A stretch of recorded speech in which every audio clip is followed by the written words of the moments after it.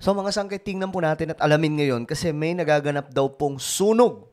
Okay, sa border po ng Amerika at Mexico.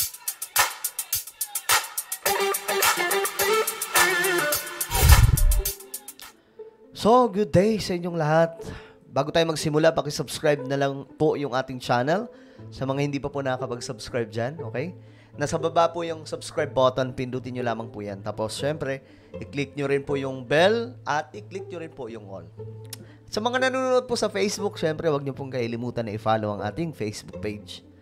Okay, marami po ang nagulat dito mga sangkay kasi, eto, binalita po ito dito sa Pilipinas.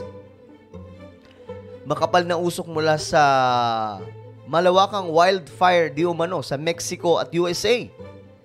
Tila nilamon na ng makapal at maitim na usok ang bahaging ito ng Texas sa Amerika nitong Martes, February 27 dahil sa sumiklab na wildfire. Ibig sabihin mga sangkay, yung forest na naman po ito or kagubatan na naman po ito nila na nasusunog mga sangkay. Pambihira. At tingnan po natin ito. May video. Ayan. Nakikita ninyo ang makapal na usok, no? Na nakakapaligid mga sangkay sa Amerika, nakapaligid sa Amerika at Mexico. Para siyang ano mga sangkay, para siyang sandstorm. Grabing sunog ito mga sangkay. So, ang tanong dito, ano kaya ang pinanggalingan nito? Kasi, ngayon kasi ang wildfire na uuso. Okay? Hindi lamang po sa kanila na nangyayari yan. Even sa Pilipinas, dito sa bansa natin, nagaganap po itong wildfire. At sa panahon natin mismo ngayon. Dahil nga po sa tumitinding init ng panahon. Ngayon, eto. Tingnan po natin. Alamin po natin saan nga ba nanggaling itong sunog na ito.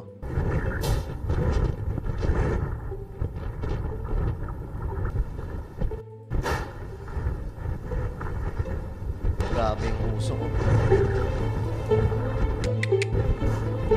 Naging orange na po yung kalangitan nila mga sangkay.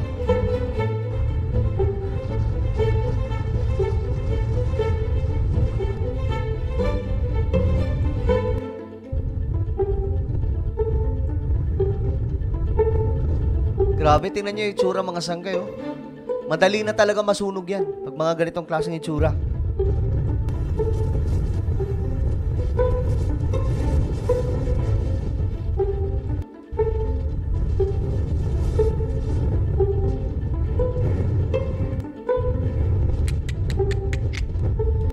Ay nako, sa Pilipinas pa lang mga sangkay, sa may Benguet, nagaganap din po itong ganitong klaseng mga naitatalang sunog sa kagubatan.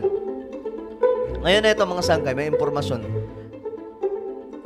Yeah, the warmth combined with gusty winds or dry air sparking multiple wildfires across the plains. Firefighters working to contain brush and grass fires from Grabe po, Colorado, North Plate, Jefferson County, ano pa ba ito? Moore County. So, apat po ito mga sangkay. Sabay-sabay po na mayroong pong sunog. All the way down to Texas. This says over 13 million people are under fire weather alerts today. So this has Pambihira. Yun nga. Mga ano nga to, mga sangkay. Kagubatan po nila na nasusunog. Started to ramp up. You see all these pictures from over the weekend and into the early part of this week. This was before the weekend. The United States acres burned season to date. Before the weekend, we were at a little bit less than 25,000 acres. That was roughly a quarter of where we're at typically at this point of the year for the fire season. That is directly related to the El Nino. Ayun na nga mga sangkay ang hinihintay natin. Kasi ang tanong kasi natin dito, saan nang galing itong sunog? So ayon po dito, mukhang galing na naman pala ito sa El Nino. Kumbaga ito po ay dahil sa El Nino. So, ibig sabihin, mga sangkay, itong El Nino ngayon ay malala. Na kahit po yung mga mayayamang bansa, yan po mga sangkay, Amerika. So, ito daw po ay impact, mga sangkay, ng El Nino ngayon na nararanasan na rin po ng Mexico at Amerika. Had this strong Pacific jet stream that's just been cooking moisture over the whole southern part of the country. And with that rain, we've seen improvement to the drought in places like the lower Mississippi Valley, and we've seen a quiet start to the season. Now, as things are starting to dry out, though, there is a lot of fuel, and these wildfires have just erupted. Consider that, again, before the weekend, we were at 24,000 acres burned. That was for the entire country. This is one wildfire that broke out in the Texas Panhandle, the Smokehouse Creek fire. That alone is 100,000 acres burned. Pambihira.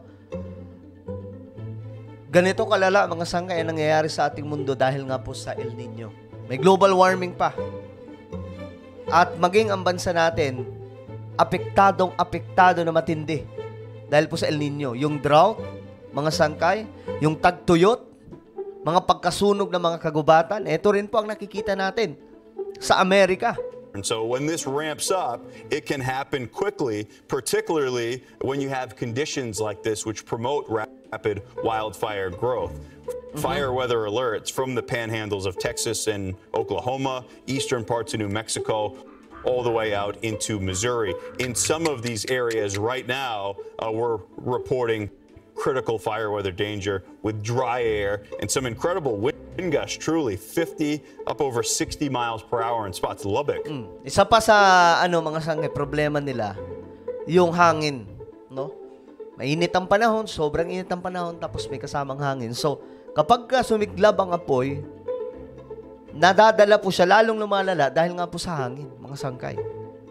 So, isa din po ito sa nagpapalala sa sitwasyon. Is gusting up to 62 miles per hour. We'll keep an eye on that too. Okay, ngayon, ito pa mga sangkay. May balita pa tungkol dyan. We start this morning with massive wildfires across Texas. Firefighters are battling 4 active fires with disaster declarations in 60 counties. The biggest one is still 0% contained and recently doubled in size. Omar Villafranca is following this for us. Omar, good morning. Good morning. I want y'all to take a look at the flags that are blowing behind me. That wind has fueled wildfires that have burned hundreds of thousands. Yan, nakikita din po natin mga sangkay yung ihip ng hangin dyan, no, na nagkukos ng mas malawak na sunog sa Amerika at Mexico.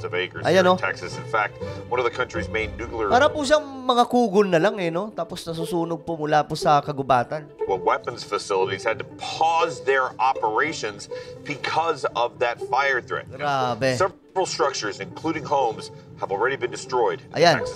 Makapal na usok, oh.